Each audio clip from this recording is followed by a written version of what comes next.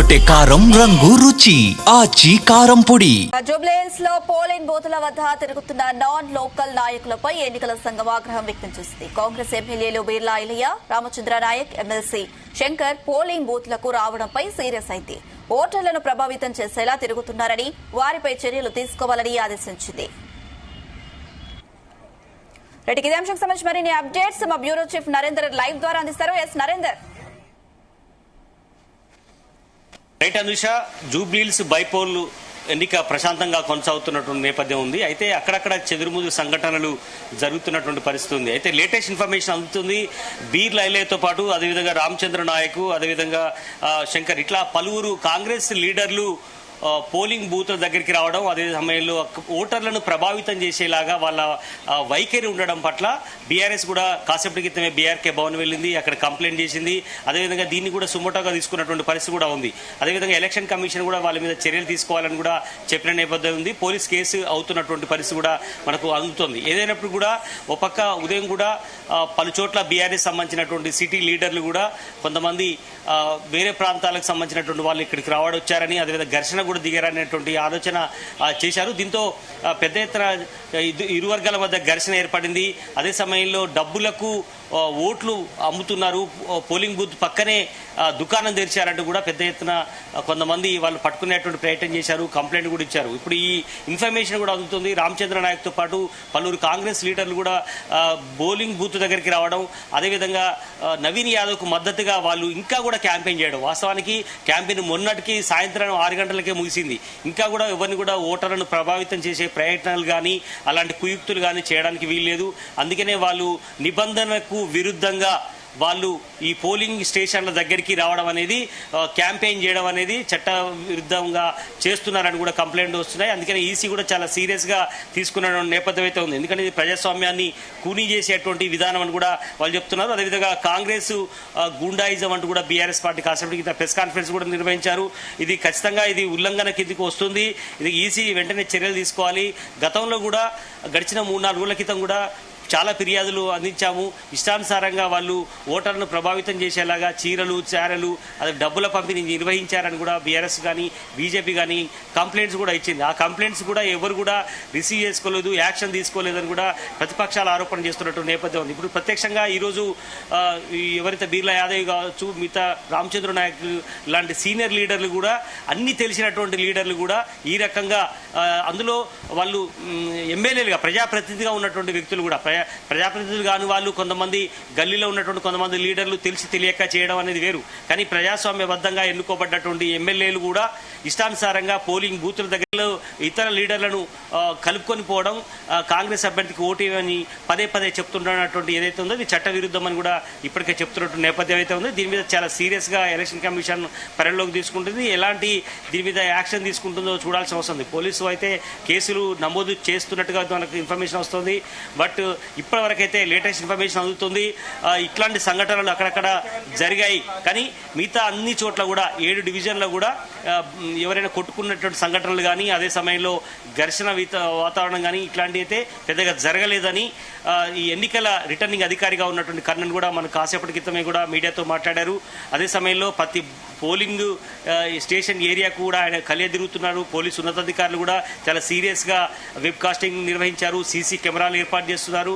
అదేవిధంగా ప్రతిపక్ష లీడర్లు కానీ, అదే సమయంలో అధికార పార్టీకి సంబంధించినటువంటి లీడర్లు కూడా పక్క పార్టీల మీద అబ్జర్వ్ చేస్తున్నటువంటి పరిస్థితి కూడా ఉంది. ఏ చిన్న కదలిక, ఏ మిస్టేక్ చేసినా వెంటనే వీడియోలు తీసి ఆ ఎలక్షన్ కమిషన్కి పంపిస్తున్నారు. అదే సమయంలో సోషల్ మీడియాలో పెడుతున్నారు. ఇది కూడా సుమోటోగా తీసుకుని ఎలక్షన్ కమిషన్ చాలా సీరియస్గా కూడా పరిగణలోకి తీసుకుంటుంది. ఎందుకంటే ఇది రాష్ట్రంలో జరుగుతున్నటువంటి ఏకైక ఉప ఎన్నిక. ఈ టైం తెలుగు రాష్ట్రాల్లో ఇది ఒకటే జరుగుతుంది కాబట్టి ఇప్పుడు ఇది చాలా ప్రెస్టేజ్గా ఎన్నిక నిర్వహించాల్సిన అవసరం కేంద్ర ఎన్నికల సంఘం మీద ఉంది. కనుక ఎలాంటి మిస్టేక్ లేకుండా చాలా ట్రాన్స్పరెన్సీగా జరపాలన్నటువంటి ఆలోచన కూడా చేస్తున్నారు. అయితే ఇక్కడ చిన్న చిన్న సంఘటనలు అయితే జరుగుతున్నాయి. దీని మీద యాక్షన్ తీసుకోవాలని కూడా ఇప్పుడు ప్రతిపక్షం కూడా ఎలక్షన్ కమిషన్ను కలుస్తున్నటువంటి నేపథ్యం కూడా ఉంది. బట్ ఏదైనా ప్రజెంట్ మనం బోరబండ డివిజన్లో ఉన్నాం. బోరబండ పెద్ద ఎత్తున ఇక్కడ ఓటర్ల చైతన్యం చాలా క్లియర్గా కనిపిస్తుంది. ఇప్పటివరకు అందుతున్న సమాచారం ప్రకారం 15% దాకా అయినట్టుగా తెలుస్తోంది. మరొక 10-15 నిమిషాల్లోనే రెండొక బులెటిన్ వచ్చే అవకాశం ఉంది ఎలక్షన్ కమిషన్ నుంచి. అప్పుడు మనకు చాలా స్పష్టంగా తెలిసే అవకాశం ఉంది. 20% పైగా నమోదయ్యే అవకాశం అయితే ఈ క్షణానికి కనిపిస్తుంది. బట్ ఈ సాయంత్రం 6 గంటల లోపు ఎవరైతే ఈ పోలింగ్ బూత్ల లోపలికి ఉంటారో వాళ్ళందరికీ ఓటు వేయడానికి అవకాశం కల్పిస్తారు. అన్ని రకాల ఏర్పాట్లు చేశామని చెప్తున్నారు. అదేవిధంగా పోలింగ్ స్టేషన్స్లో ఎలాంటి సంఘటన 100 మీటర్ల దూరంలోనే ఎవరైతే పొలిటికల్ లీడర్స్ క్యాంపెయిన్ చేసుకుంటారో పొలిటికల్ క్యాంపెయిన్ మీన్ వాళ్ళకు ఓటర్ స్లిప్లు ఇవ్వడం కానీ అవేర్నెస్ కల్పించడం లాంటివి కూడా ఎవరు కూడా ఈ 100 మీటర్ల లోపల ఎవరు కూడా లేరు. స్ట్రిక్ట్గా పోలీసులు నిర్వహించారు. ఇప్పటికే రాష్ట్ర పోలీసులతో పాటు కేంద్ర బలగాలు కూడా ఉన్నటువంటి నేపథ్యం ఎవ్వరు కూడా ఓవర్ యాక్షన్ చేస్తే కఠిన చర్యలు ఉంటాయని కూడా పోలీసు ఉన్నతాధికారులు ఇప్పటికే చెప్పడం జరిగింది. చాలా క్లియర్. నాన్ లోకల్స్ ఓటర్లను ప్రభావితం చేసేలా తిరుగుతున్నారని వారిపై చర్యలు తీసుకోవాలని ఆదేశించింది. మరి వారిపై ఎలాంటి చర్యలు తీసుకునే అవకాశాలు ఉన్నాయి? డీటెయిల్స్ ఏంటి? నాన్ లోకల్స్ ఎవరు కూడా జూబ్లీస్ పరిధిలో తిరగకూడదని కూడా రూల్ ఉంది. వాస్తవానికి అభ్యర్థి కూడా ఇక్కడ ఉన్న వ్యక్తి అయితేనే తిరగడానికి అవకాశం ఉంటుంది. అలాంటిది అభ్యర్థి కాని వ్యక్తి, అందులో ఈ ఒక ఎమ్మెల్యేగా ఉన్నటువంటి వ్యక్తి, పక్క జిల్లాలకు సంబంధించినటువంటి వ్యక్తులు ఇక్కడ నాన్ లోకల్గా జూబ్లీహిల్స్లో ఇన్ఛార్జ్ అయినంత మాత్రాన లేదా పొలిటికల్ పార్టీ క్యాంపెయినర్గా ఈ వారం 10 రోజుల నుంచి పనిచేసినంత మాత్రాన ఈ క్షణంలో ఇలాంటి తిరగడం అనేది సరైనది కాదు అనేది కూడా నిబంధనలో ఉంది. అందుకనే ఎలక్షన్ కమిషన్ కూడా చాలా సీరియస్గా తీసుకుంటుంది. నాన్ లోకల్ ఈ క్షణంలో ఇప్పటికైనా ఎవరైనా కూడా జూబ్లీహిల్స్ పరిధిలో ఉన్నటువంటి ఎవరైనా నాన్ లోకల్ ఉంటే వెంటనే వెళ్ళిపోవాలి అనే నిబంధన కూడా ఇప్పటికే ఆంక్షలు విధించింది. అయినా కూడా తలదాచుకుని కొంతమంది కొన్ని చోట్ల అపార్ట్మెంట్లలో లీడర్లు, అది బీఆర్ఎస్ కానీ కాంగ్రెస్ కానీ బీజేపీ కావచ్చు మరే పార్టీ అయినా కూడా ఇక్కడ స్థానికులు కాని వాళ్ళు ఎవరు కూడా ఈ జూబ్లీహిల్స్ పరిధిలో ఉన్నటువంటి 7 డివిజన్లో ఉండకూడదనే రూల్ ఉంది. అయినా కూడా వాళ్ళు ఇష్టానుసారంగా రూల్స్ అతిక్రమించి ఉండడం అనేది చాలా సీరియస్ యాక్షన్గా చూస్తున్నారు. వీళ్ళ మీద ఎలాంటి యాక్షన్ తీసుకుంటారో చూడాల్సిన అవసరం ఉంది. ఎలక్షన్ కమిషన్ అయితే దీని మీద సీరియస్ యాక్షన్ తీసుకోమని పోలీసులు ఉన్నతాధికారులు చెప్పారు. మరి పోలీసులు దీని మీద చట్టపరంగా ఎలాంటి తీసుకుంటారు అనేది మనం చూడాల్సిన అవసరం ఉంది. ఎందుకంటే ఓటర్లను ప్రభావితం చేసేలాగా వాళ్ళ వైఖరి ఉంది అనే ఉద్దేశంతో కాబట్టి వాళ్ళు ఖచ్చితంగా మ్యానిపులేటింగ్ కింద కానీ వివిధ రకాల సెక్షన్ల కింద వాళ్ళకు కేసు బుక్ చేసే అవకాశం అయితే కనిపిస్తుంది.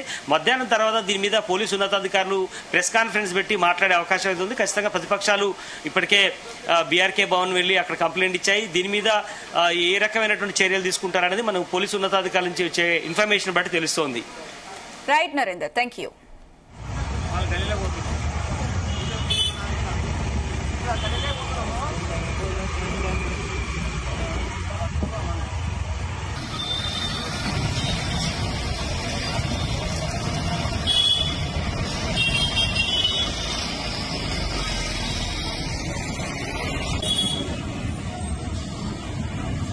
గుమగుమల వంటలే వంటలే తెరకొట్టే కారం రంగు రుచి ఆచి కారం పొడి.